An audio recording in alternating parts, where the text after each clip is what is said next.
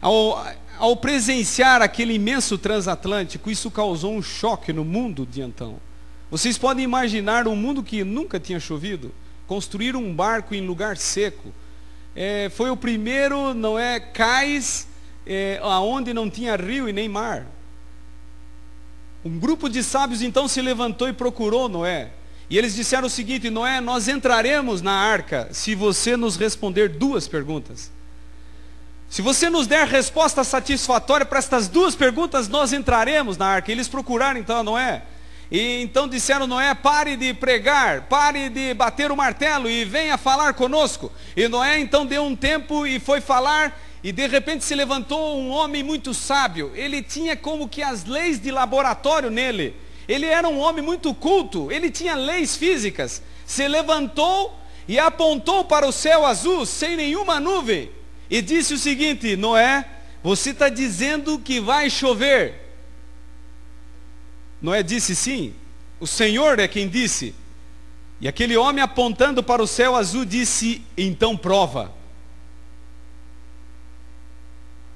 Certamente eu estou falando para pessoas cultas, certamente pessoas cultas estão me assistindo, e eu gostaria de te dizer o seguinte: enquanto você pensa na resposta, quando o mundo te questionar, e você não tiver resposta, não quer dizer que você está indo no caminho errado. Quando o mundo te cobrar algo e você não tem solução, não quer dizer que você está na direção equivocada. Porque o Deus do infinito, o Deus que não explicou tudo, Ele te diz: confie e acredite. Nunca choveu, mas vai chover. Você sabe o que Noé disse? De fato nunca choveu, e eu não sei o que é chuva, mas vai chover. As pessoas sorriram. As pessoas já acharam aquela crença ridícula. Eles acharam aquela posição do patriarca muito simples. Então se levantou o maior de todos. Ele era o mais culto dos cultos. Quando ele falava, ninguém ousava desafiar.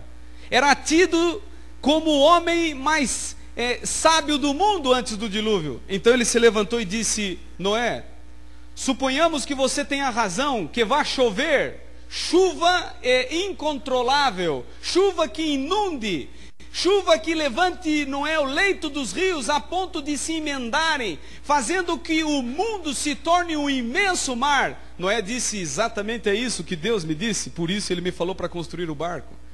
E aquele homem, sarcasticamente, colocando a mão no ombro de Noé, apontou para a arca e disse: você já notou, Noé, que por 120 anos, e gastando tudo que você tinha, você está construindo um barco sem leme, sem sistema de navegação, sem motor, sem vela, sem timão, sem barbatana traseira, sem nenhuma lógica de direção.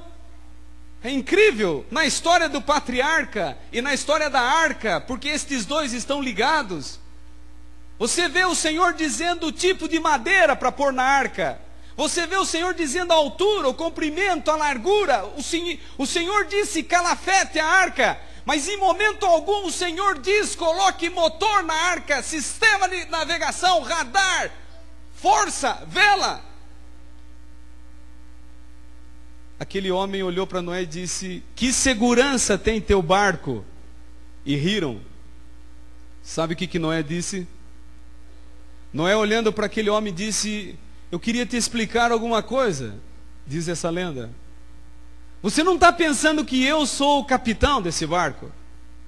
Você não está pensando que eu sou o almirante desse barco? Não te passou pela cabeça que eu seja o comandante dessa embarcação tão grande?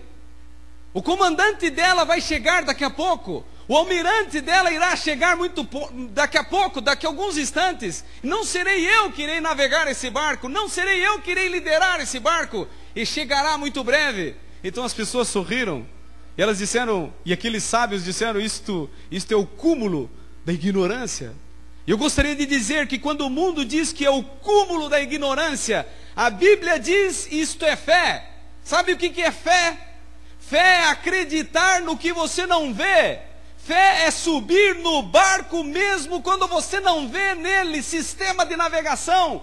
Fé é acreditar que teu barco, mesmo sem sistema de navegação, vai chegar num porto, num cais.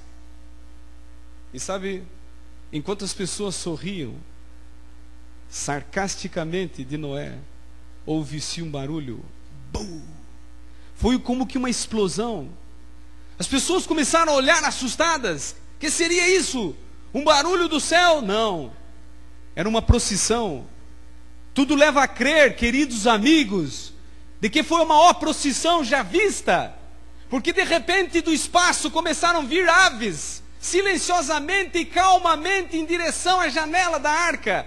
De repente da mata surgem animais selváticos. Eu gostaria de parar numa cena, porque existe um quadro muito antigo, é um quadro pintado, e ele está escrito assim, a arca. Essa é uma cena que não deveria ser esquecida. Estão indo calmamente em direção à arca, um casal de cervo, e atrás deles, o felino leão e a leoa. A lei da natureza diz que leão, quando vê cervo, quando sente uma chance única, ele não perde, ele ataca e mata. Mas naquele dia, parece que obedecendo como que alguém invisível, uma lei invisível, pacificamente andaram em harmonia para dentro da arca. E por incrível que pareça, por um ano ficaram pacificamente naquela embarcação. Parece que o mundo animal estava sendo mais obediente a Deus do que os homens intelectualmente poderosos, geneticamente fortes, com longevidade e com altura.